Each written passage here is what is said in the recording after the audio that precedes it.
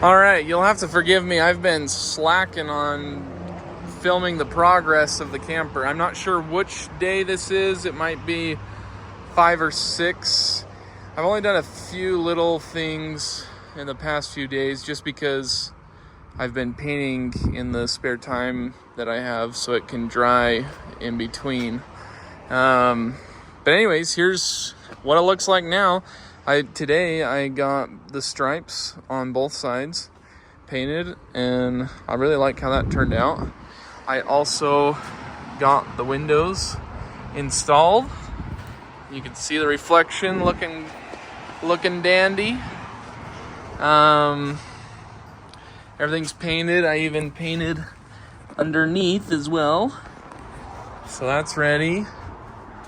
Once again, this window's in as well, and this window's in. Also, insulation is installed. I just put wood glue on the back of this and then put some boards up under it to wedge it in place overnight, and I'm hoping that stays up there forever. So, and I'm really excited about the insulation up top. One, because it's white and it helps brighten the camper, and 2, it's 1 inch of foam board insulation. I'm pretty sure that's going to make a substantial difference to help regulate the temperature in here. Even if it helps just a little bit, it's worth it because it's only $13 for one of these sheets. So anyways, yeah, this is it. It's come together real well.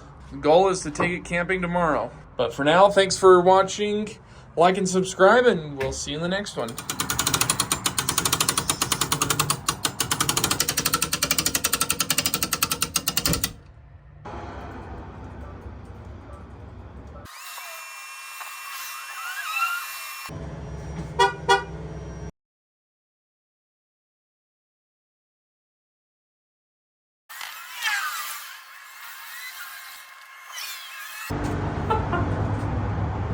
So cool.